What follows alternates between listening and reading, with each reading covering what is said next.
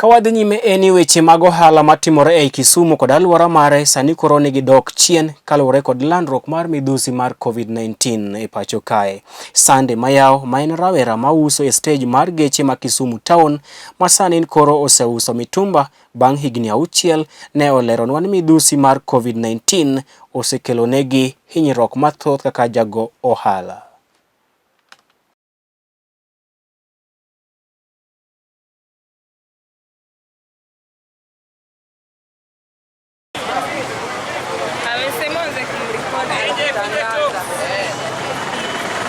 Roundabout Kisumu boys na tunauza mitumba hapa, na hapa tumekaa for long.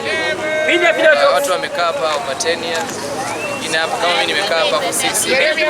Watu tukiuza hapa, and you have to do what you do for you to pay bills.